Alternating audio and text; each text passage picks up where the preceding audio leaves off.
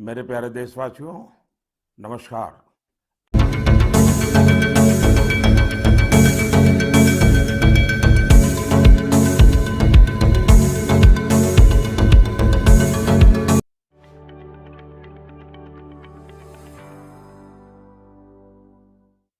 मेरे प्यारे देशवासियों, नमस्कार। इस बार जब मैं मन की बात के लिए जो भी चिट्ठियां आती हैं, कमेंट्स आते हैं, भांति भांति के इनपुट मिलते हैं, जब उनकी तरफ नज़र दौड़ा रहा था तो कई लोगों ने एक बड़ी महत्वपूर्ण बात याद की। माई गॉव पर आर्यन श्री, बेंगलुरु से अनूप राव, नोएडा से देवेश, ठाणे से सुजीत, इन सभी ने कहा, मोदी जी इस बार मन की बात का 75वां एपिसोड है। इसके लिए आपको बधाई। मैं आपका बहुत बहुत धन्यवाद करता हूं कि आपने इतनी बारीक नज़र से मन की बात को फॉलो किया है और आप जुड़े रहे हैं। ये मेरे लिए बहुत ही गर्व का विषय है, आनंद का विषय है। मेरी तरफ से भी आपका तो धन्यवाद है ही है। मन की बात के सभी श्रोताओं का आभार व्यक्त करता हूं, क्योंकि आपके साथ के बिना ये सफर संभव ही नहीं था। ऐसा लगता है मानो ये कल की ही बात हो, जब हम सभी ने एक साथ मिलकर ये वैचारिक यात्रा शुरू की थी। तब 3 अक्टूबर 2014 को विजयादशमी का पावन पर्व था और संयोग देखिए कि आज होलिका दहन है। एक दीप से जले दूसरा और राष्ट्र रोशन हो हमारा। इस भावना पर चलते चलते हमने ये रास्ता तय किया है। हम लोगों ने देश के कोने कोने से लोगों से बात की और उनके असाधारण कार्यों के बारे में जाना। आपने भी अनुभव किया होगा, हमारे देश के दूर दराज के कोनों में भी कितनी अभूतपूर्व क्षमता पड़ी हुई है। भारत माँ की गोद में कैसे कैसे रत्न पल रहे हैं। ये अपने आप में भी एक समाज के प्रति देखने का, समाज को जानने का, समाज के सामर्थ्य को पहचानने का मेरे लिए तो एक अद्भुत अनुभव रहा है। इन 75 एपिसोड्स के दौरान कितने कितने विषयों से गुजरना हुआ।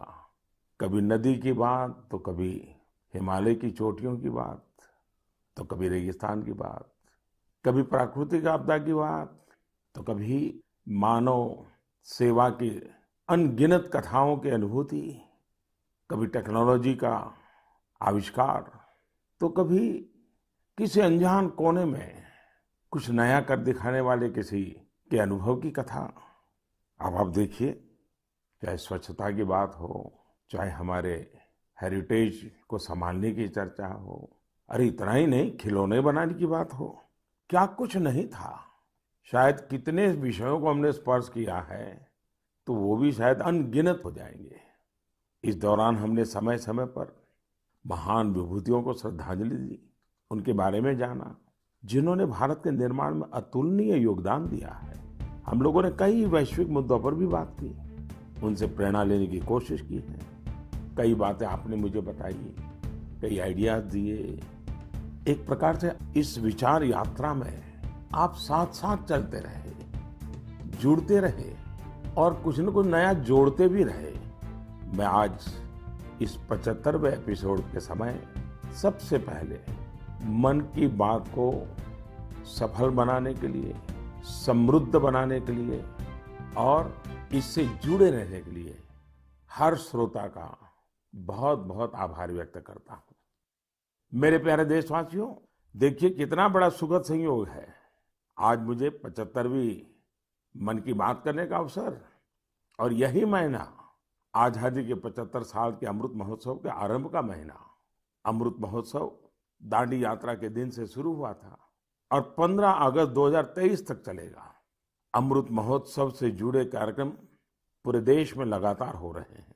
अलग अलग जगहों से इन कार्यक्रमों की तस्वीरें, जानकारियां लोग शेयर कर रहे हैं। नमो ऐप पर ऐसी ही कुछ तस्वीरों के साथ साथ झारखंड के नवीन ने मुझे एक संदेश भेजा है। उन्होंने लिखा है कि उन्होंने अमृत महोत्सव के कार्यक्रम देखे और तय किया कि वो भी स्वाधीनता संग्राम से जुड़े कम से कम 10 स्थानों पर जाएंगे। उनकी लिस्ट में पहला नाम भगवान बिरसा मुंडा के जन्म स्थान का है। नवीन ने लिखा है कि झारखंड के आदिवासी स्वतंत्रता सेनानियों की कहानियां वो देश के दूसरे हिस्सों में पहुंचाएंगे। भाई नवीन, आपकी इस सोच के लिए मैं आपको बधाई देता हूं। साथियों, किसी स्वाधीनता सेनानी की संघर्ष गाथा हो, किसी स्थान का इतिहास हो, देश की कोई सांस्कृतिक कहानी हो, अमृत महोत्सव के दौरान आप उसे देश के सामने ला सकते हैं। देशवासियों को उससे जोड़ने का माध्यम बन सकते हैं। आप देखिएगा, देखते ही देखते अमृत महोत्सव ऐसे कितने ही प्रेरणादायी अमृत बिंदुओं से भर जाएगा और फिर ऐसी अमृत धारा बहेगी जो हमें भारत की आजादी के 100 वर्ष तक प्रेरणा देगी, देश को नई ऊंचाई पर ले जाएगी, कुछ न कुछ करने का जज्बा पैदा करेगी। आजादी की लड़ाई में हमारे सेनानियों ने कितने ही कष्ट इसलिए सहे क्योंकि वो देश के लिए त्याग और बलिदान को अपना कर्तव्य समझते थे। उनके त्याग और बलिदान की अमर गाथाएं अब हमें सतत कर्तव्य पथ के लिए प्रेरित करें। और जैसे गीता में भगवान कृष्ण ने कहा है, नियतम कुरु कर्म त्वम कर्म ज्यायो हकर्मणः, उसी भाव के साथ हम सब अपने नियत कर्तव्यों का पूरी निष्ठा से पालन करें। और आजादी का अमृत महोत्सव का मतलब यही है कि हम नए संकल्प करें, उन संकल्पों को सिद्ध करने के लिए जी जान से जुट जाएं। और संकल्प वो हो जो समाज की भलाई के हो, देश की भलाई के हो, भारत के उज्जवल भविष्य के लिए हो। और संकल्प वो हो जिसमें मेरा अपना स्वयं का कुछ न कुछ जिम्मा हो, मेरा अपना कर्तव्य जुड़ा हुआ हो। मुझे विश्वास है गीता को जीने का ये सुवर्ण अवसर हम लोगों के पास है। मेरे प्यारे देशवासियों, पिछले वर्ष ये मार्च का ही महीना था। देश ने पहली बार जनता कर्फ्यू शब्द सुना था। लेकिन इस महान देश की महान प्रजा की महाशक्ति का अनुभव देखिए। जनता कर्फ्यू पूरे विश्व के लिए एक अचरज बन गया था। अनुशासन का ये अभूतपूर्व उदाहरण था। आने वाली पीढ़ियां इस एक बात को लेकर के जरूर गर्व करेगी। उसी प्रकार से हमारे कोरोना वॉरियर्स के प्रति सम्मान, आदर, थाली बजाना, ताली बजाना, दिया जलाना, आपको अंदाज नहीं है कोरोना वॉरियर्स के दिल को कितना छू गया था वो। और वही तो कारण है जो पूरी साल भर वे बिना थके, बिना रुके डटे रहे, देश के एक एक नागरिक की जान बचाने के लिए जी जान से जूझते रहे। पिछले साल इस समय सवाल था कि कोरोना की वैक्सीन कब तक आएगी। साथियों, हम सबके लिए गर्व की बात है कि आज भारत दुनिया का सबसे बड़ा वैक्सीनेशन प्रोग्राम चला रहा है। वैक्सीनेशन प्रोग्राम के तस्वीरों के बारे में मुझे भुवनेश्वर के पुष्पा शुक्ला जी ने लिखा है। उनका कहना है कि घर के बड़े बुजुर्गों में वैक्सीन को लेकर जो उत्साह दिख रहा है उसकी चर्चा मैं मन की बात में करूं। साथियों, सही भी है। देश के कोने कोने से हम ऐसी खबरें सुन रहे हैं, ऐसी तस्वीरें देख रहे हैं जो हमारे दिल को छू जाती हैं। यूपी के जौनपुर में 109 वर्ष की बुजुर्ग मां राम दुलैया जी ने टीका लगवाया है। ऐसे ही दिल्ली में भी 107 साल के केवल कृष्ण जी ने वैक्सीन की डोज ली है। हैदराबाद में 100 साल के जय चौधरी जी ने वैक्सीन लगवाई। और सभी से अपील भी है कि वैक्सीन जरूर लगवाएं। मैं ट्विटर, फेसबुक पर भी ये देख रहा हूं कि कैसे लोग अपने घर के बुजुर्गों को वैक्सीन लगवाने के बाद उनकी फोटो अपलोड कर रहे हैं। केरल से एक युवा आनंद नायर ने तो इसे एक नया शब्द दिया है, वैक्सीन सेवा। ऐसे ही संदेश दिल्ली से शिवानी, हिमाचल से हिमांशु और दूसरे कई युवाओं ने भी भेजे हैं। मैं आप सभी श्रोताओं के इन विचारों की सराहना करता हूं। इन सब के बीच कोरोना से लड़ाई का मंत्र भी जरूर याद रखिए, दवाई भी कड़ाई भी। और सिर्फ मुझे बोलना ऐसा नहीं, हमें जीना भी है, बोलना भी है, बताना भी है और लोगों को भी दवाई भी कड़ाई भी इसके लिए प्रतिबद्ध बनाते रहना है। मेरे प्यारे देशवासियों, मुझे आज इंदौर की रहने वाली सौम्या जी का धन्यवाद करना है। उन्होंने एक विषय के बारे में मेरा ध्यान आकर्षित किया है और इसका जिक्र मन की बात में करने के लिए कहा है। ये विषय है भारत की क्रिकेटर मिताली राज जी का नया रिकॉर्ड।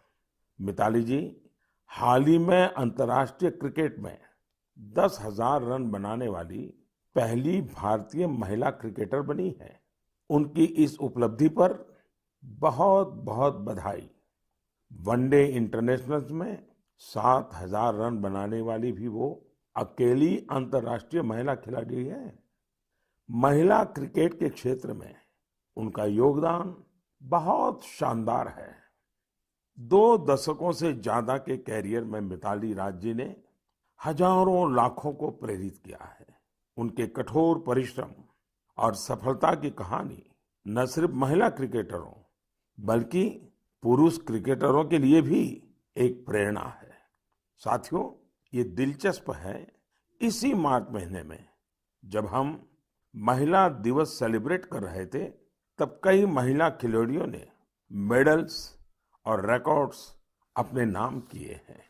दिल्ली में आयोजित शूटिंग में आईएसएसएफ वर्ल्ड कप में भारत शीर्ष स्थान पर रहा। गोल्ड मेडल की संख्या के मामले में भी भारत ने बाजी मारी। ये भारत के महिला और पुरुष निशानेबाजों के शानदार प्रदर्शन की वजह से ही संभव हो पाया। इस बीच पीवी सिंधु जी ने BWF Swiss open super 300 tournament में सिल्वर मेडल जीता है। आज एजुकेशन से लेकर एंटरप्रेन्योरशिप तक, आर्म्ड फोर्सेस से लेकर साइंस एंड टेक्नोलॉजी तक, हर जगह देश की बेटियां अपनी अलग पहचान बना रही हैं। मुझे विशेष खुशी इस बात से है कि बेटियां खेलों में अपना एक नया मुकाम बना रही हैं। प्रोफेशनल चॉइस के रूप में स्पोर्ट्स एक पसंद बनकर उभर रहा है। मेरे प्यारे देशवासियों, कुछ समय पहले हुई मैरीटाइम इंडिया समिट आपको याद है ना? इस समिट में मैंने क्या कहा था, क्या ये आपको याद है? स्वाभाविक है, इतने कार्यक्रम होते रहते हैं, इतनी बातें होती रहती हैं, हर बात कहाँ याद रहती है और उतना ध्यान भी कहाँ जाता है। स्वाभाविक है, लेकिन मुझे अच्छा लगा कि मेरे एक आग्रह को गुरु प्रसाद जी ने बहुत दिलचस्पी लेकर आगे बढ़ाया है। मैंने इस समिट में देश के लाइट हाउस कॉम्प्लेक्सेस के आसपास टूरिज्म फैसिलिटीज विकसित करने के बारे में बात की थी। गुरु प्रसाद जी ने तमिलनाडु के 2 लाइट हाउसों, चेन्नई लाइट हाउस और महाबलीपुरम लाइट हाउस की 2019 की अपनी यात्रा के अनुभवों को साझा किया है। उन्होंने बहुत ही रोचक फैक्ट्स शेयर किए हैं जो मन की बात सुनने वालों को भी हैरान करेंगे। जैसे चेन्नई लाइट हाउस दुनिया के उन चुनिंदा लाइट हाउस में से एक है जिनमें एलिवेटर मौजूद है। यही नहीं, भारत का यह इकलौता लाइट हाउस है जो शहर की सीमा के अंदर स्थित है। इसमें बिजली के लिए सोलर पैनल भी लगे हैं। गुरु प्रसाद जी ने लाइट हाउस के हेरिटेज म्यूजियम के बारे में भी बात की, जो मरीन नेविगेशन के इतिहास को सामने लाता है। म्यूजियम में तेल से जलने वाली बड़ी बड़ी बत्तियां, कैरोसिन लाइट्स, पेट्रोलियम वेपर और पुराने समय में प्रयोग होने वाले बिजली के लैंप प्रदर्शित किए गए हैं। भारत के सबसे पुराने light house Mahabalipuram light house के बारे में भी गुरु प्रसाद जी ने विस्तार से लिखा है। उनका कहना है, इस लाइट हाउस के बगल में सैकड़ों वर्ष पहले पल्लव राजा महेंद्र वर्मन प्रथम द्वारा बनाया गया उल्कनेश्वरा टेम्पल है। साथियों, मन की बात के दौरान मैंने पर्यटन के विभिन्न पहलुओं पर अनेक बार बात की है, लेकिन ये लाइट हाउस टूरिज्म के लिहाज से यूनिक होते हैं। अपनी भव्य संरचनाओं के कारण लाइट हाउसेस हमेशा से लोगों के लिए आकर्षण के केंद्र रहे हैं। पर्यटन को बढ़ावा देने के लिए भारत में भी 71 लाइट हाउसेस आइडेंटिफाई किए गए हैं। इन सभी लाइट हाउस में उनकी क्षमताओं के मुताबिक museum, amphitheatre, open air theatre, cafeteria, children's park, eco friendly cottages और लैंडस्केपिंग तैयार किए जाएंगे। वैसे लाइट हाउसेस की बात चल रही है तो मैं एक यूनिक लाइट हाउस के बारे में भी आपको बताना चाहूंगा। ये लाइट हाउस गुजरात के सुरेंद्रनगर जिले में जिंजूवाड़ा नाम के एक स्थान में है। जानते हैं ये लाइट हाउस क्यों खास है? खास इसलिए है क्योंकि जहां ये लाइट हाउस है वहां से अब समुद्र तट 100 किलोमीटर से भी अधिक दूर है। आपको इस गांव में ऐसे पत्थर भी मिल जाएंगे जो ये बताते हैं कि यहाँ कभी एक व्यस्त बंदरगाह रहा होगा। यानी इसका मतलब ये है कि पहले कोस्टलाइन जिंजूवाड़ा तक थी। समंदर का घटना बढ़ना, पीछे हो जाना, इतनी दूर चले जाना, ये भी उसका एक स्वरूप है। इसी महीने जापान में आई विकराल सुनामी को 10 वर्ष हो रहे हैं। इस सुनामी में हजारों लोगों की जान चली गई थी। ऐसी एक सुनामी भारत में 2004 में आई थी। सुनामी के दौरान हमने अपने लाइट हाउस में काम करने वाले हमारे 14 कर्मचारियों को खो दिया था। अंडमान निकोबार में और तमिलनाडु में लाइट हाउस पर वो अपनी ड्यूटी कर रहे थे।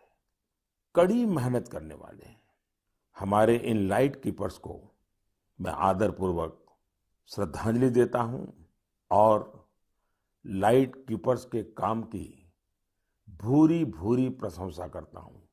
प्रिय देशवासियों, जीवन के हर क्षेत्र में नयापन, आधुनिकता अनिवार्य होती है, वरना वही कभी कभी हमारे लिए बोझ बन जाती है। भारत के कृषि जगत में आधुनिकता ये समय की मांग है। बहुत देर हो चुकी है, हम बहुत समय गंवा चुके हैं। एग्रीकल्चर सेक्टर में रोजगार के नए अवसर पैदा करने के लिए, किसानों की आय बढ़ाने के लिए परंपरागत कृषि के साथ ही नए विकल्पों को, नए नए इनोवेशंस को अपनाना भी उतना ही जरूरी है। व्हाइट रिवॉल्यूशन के दौरान देश ने इससे अनुभव किया है। अब बी फार्मिंग भी ऐसा ही एक विकल्प बनकर के उभर रहा है। बी फार्मिंग देश में शहद क्रांति या स्वीट रिवॉल्यूशन का आधार बना रही है। बड़ी संख्या में किसान इससे जुड़ रहे हैं, इनोवेशन कर रहे हैं। जैसे कि पश्चिम बंगाल के दार्जिलिंग में एक गांव है गुरदुम। पहाड़ों की इतनी ऊंचाई, भौगोलिक दिक्कतें, लेकिन यहाँ के लोगों ने हनी बी फार्मिंग का काम शुरू किया और आज इस जगह पर बने शहद की, मधु की अच्छी मांग हो रही है। इससे किसानों की आमदनी भी बढ़ रही है। पश्चिम बंगाल के ही सुंदरबन इलाकों का प्राकृतिक ऑर्गेनिक हनी तो देश दुनिया में पसंद किया जाता है। ऐसा ही एक व्यक्तिगत अनुभव मुझे गुजरात का भी है। गुजरात के बनासकांठा में बस 2016 में एक आयोजन हुआ था। उस कार्यक्रम में मैंने लोगों से कहा कि यहाँ इतनी संभावनाएं हैं, क्यों न बनासकांठा और हमारे यहाँ के किसान स्वीट रिवॉल्यूशन का नया अध्याय लिखे। आपको जानकर खुशी होगी, इतने कम समय में बनासकांठा शहद उत्पादन का प्रमुख केंद्र बन गया है। आज बनासकांठा के किसान हनी से लाखों रुपये सालाना कमा रहे हैं। ऐसा ही एक उदाहरण हरियाणा के यमुनानगर का भी है। यमुनानगर में किसान बी फार्मिंग करके सालाना कई 100 टन शहद पैदा कर रहे हैं, अपनी आय बढ़ा रहे हैं। किसानों की इस मेहनत का परिणाम है कि देश में शहद का उत्पादन लगातार बढ़ रहा है और सालाना करीब 1.25 लाख टन पहुंचा है। इसमें से बड़ी मात्रा में शहद विदेशों में निर्यात भी हो रहा है। साथियों, हनी बी फार्मिंग में केवल शहद से ही आय नहीं होती, बल्कि बी वैक्स भी आय का एक बहुत बड़ा माध्यम है। Pharma industry, food industry, textile और कॉस्मेटिक इंडस्ट्री, हर जगह बी वैक्स की डिमांड है। हमारा देश फिलहाल बी वैक्स का आयात करता है, लेकिन हमारे किसान अब ये स्थिति तेजी से बदल रहे हैं। यानी एक तरह से आत्मनिर्भर भारत अभियान में मदद कर रहे हैं। आज तो पूरी दुनिया आयुर्वेद और नेचुरल हेल्थ प्रोडक्ट्स की ओर देख रही है। ऐसे में हनी की मांग और भी तेजी से बढ़ रही है। मैं चाहता हूं देश के ज्यादा से ज्यादा किसान अपनी खेती के साथ साथ बी फार्मिंग से भी जुड़ें। ये किसानों की आय भी बढ़ाएगा और उनके जीवन में मिठास भी घोलेगा। मेरे प्यारे देशवासियों, अभी कुछ दिन पहले वर्ल्ड स्पैरो डे मनाया गया। स्पैरो यानी गोरैया। कहीं इसे चकली बोलते हैं, कहीं चिमनी बोलते हैं, कहीं घौन चिरिका कहा जाता है। पहले हमारे घरों की दीवारों पर, आसपास के पेड़ों पर गोरैया चहकती रहती थी। लेकिन अब लोग गोरैया को ये कहकर याद करते हैं कि पिछली बार बरसों पहले गोरैया देखा था। आज इसे बचाने के लिए हमें प्रयास करने पड़ रहे हैं। मेरे बनारस के एक साथी इंद्रपाल सिंह बत्रा जी ने ऐसा काम किया है जिसे मैं मन की बात के श्रोताओं को जरूर बताना चाहता हूँ। बत्रा जी ने अपने घर को ही गोरैया का आशियाना बना दिया है। इन्होंने अपने घर में लकड़ी के ऐसे घोंसले बनवाए जिनमें गोरैया आसानी से रह सके। आज बनारस के कई घर इस मुहिम से जुड़ रहे हैं। इससे इन घरों में एक अद्भुत प्राकृतिक वातावरण भी बन गया है।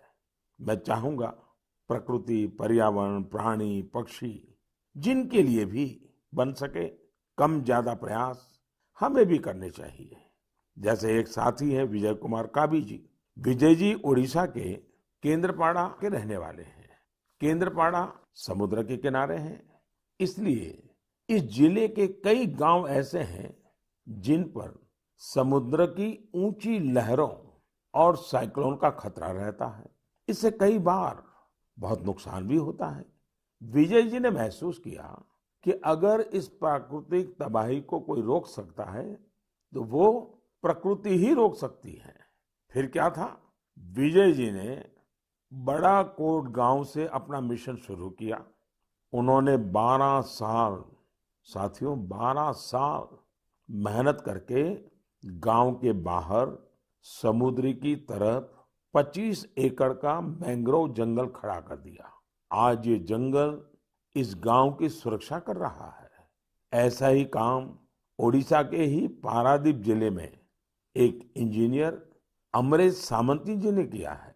अमरेश जी ने छोटे छोटे जंगल लगाए हैं जिनसे आज कई गांवों का बचाव हो रहा है। साथियों, इस तरह के कामों में अगर हम समाज को साथ जोड़ लें तो बड़े परिणाम आते हैं। जैसे तमिलनाडु के कोयम्बटूर में बस कंडक्टर का काम करने वाले मरिमुथु योगनाथन जी हैं। योगनाथन जी अपनी बस के यात्रियों को टिकट देते हैं तो साथ में ही एक पौधा भी मुफ्त देते हैं। इस तरह योगनाथन जी न जाने कितने ही पेड़ लगवा चुके हैं। योगनाथन जी अपने वेतन का काफी हिस्सा इसी काम में खर्च करते आ रहे हैं।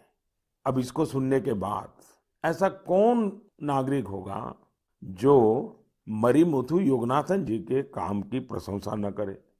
मैं हृदय से उनके इस प्रयासों को बहुत बधाई देता हूं, उनके इस प्रेरक कार्य के लिए।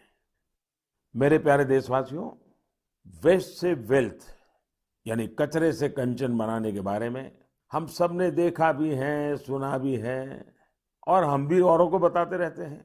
कुछ उसी प्रकार से वेस्ट को वैल्यू में बदलना का भी काम किया जा रहा है। ऐसा ही एक उदाहरण केरल के कोच्चि के सेंट टेरेसा कॉलेज का है। मुझे याद है कि 2017 में मैं इस कॉलेज के कैंपस में एक बुक रीडिंग पर आधारित कार्यक्रम में शामिल हुआ था। इस कॉलेज के स्टूडेंट्स रीयूजेबल टॉयज बना रहे हैं, वो भी बहुत ही क्रिएटिव तरीके से। ये स्टूडेंट्स पुराने कपड़ों, फेंके गए लकड़ी के टुकड़ों, बैग और बॉक्सेस का इस्तेमाल खिलौने बनाने में कर रहे हैं। कोई विद्यार्थी पजल बना रहा है, तो कोई कार और ट्रेन बना रहा है। यहाँ इस बात का विशेष ध्यान दिया जाता है कि खिलौने सेफ होने के साथ साथ चाइल्ड फ्रेंडली भी हो। और इस पूरे प्रयास की एक अच्छी बात ये भी है कि ये खिलौने आंगनवाड़ी बच्चों को खेलने के लिए दिए जाते हैं।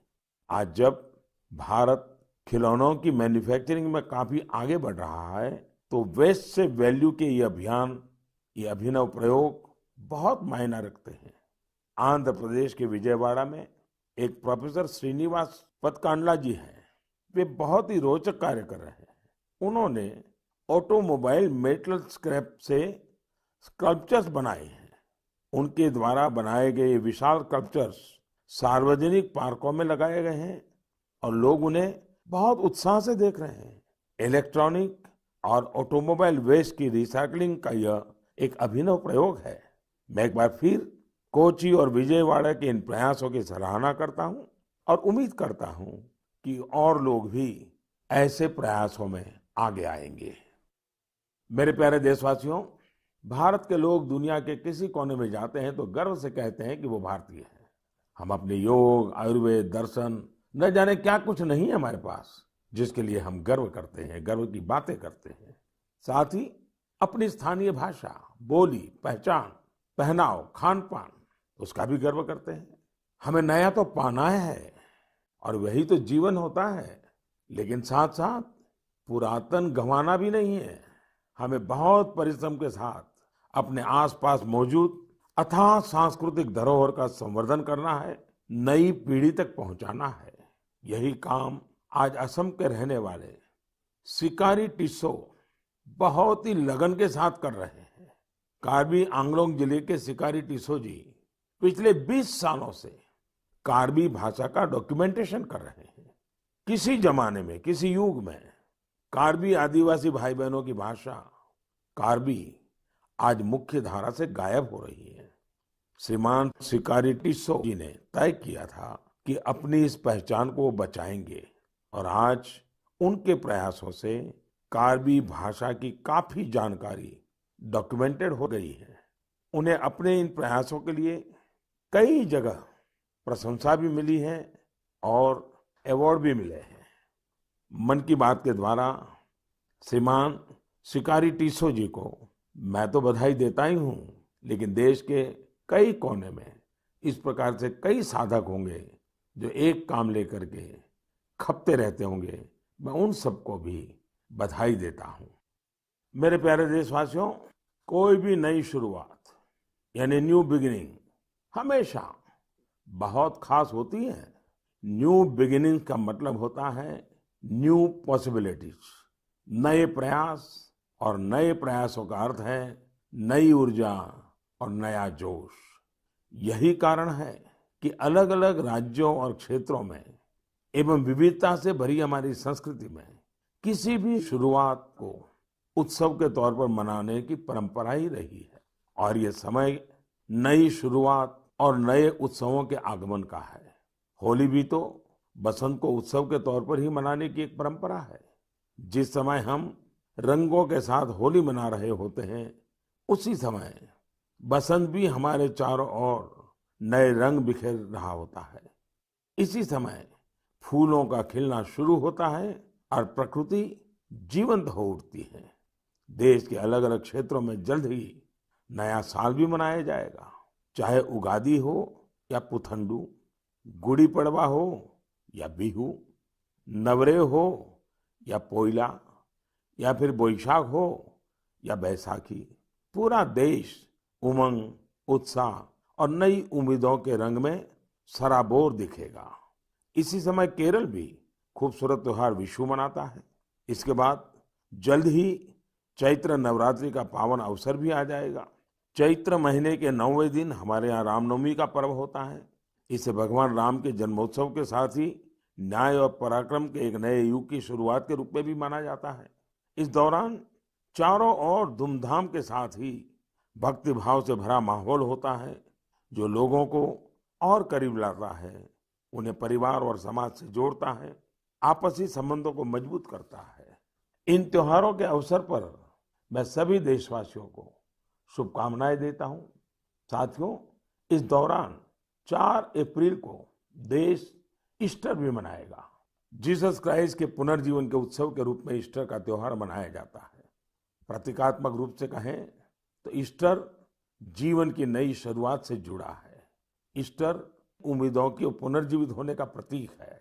On this Holi and auspicious occasion I greet not only the Christian community in India but also Christians globally. मेरे प्यारे देशवासियों, आज मन की बात में हमने अमृत महोत्सव और देश के लिए अपने कर्तव्यों की बात की। हमने अन्य पर्वों और त्योहारों को भी चर्चा की है। इसी बीच एक और पर्व आने वाला है जो हमारे संवैधानिक अधिकारों और कर्तव्यों की याद दिलाता है। वो है 14 अप्रैल डॉक्टर बाबा साहब आम्बेडकर की जन्म जयंती। इस बार अमृत महोत्सव में तो ये अवसर और भी खास बन गया है। मुझे विश्वास है बाबा साहब की इस जन्म जयंती को हम जरूर यादगार बनाएंगे, अपने कर्तव्यों का संकल्प लेकर उन्हें श्रद्धांजलि देंगे। इसी विश्वास के साथ आप सभी को पर्व त्योहारों की एक बार फिर शुभकामनाएं हैं। आप सब खुश रहिए, स्वस्थ रहिए और खूब उल्लास मनाइए। इसी कामना के साथ फिर से याद कराता हूं, दवाई भी कड़ाई भी। बहुत बहुत धन्यवाद।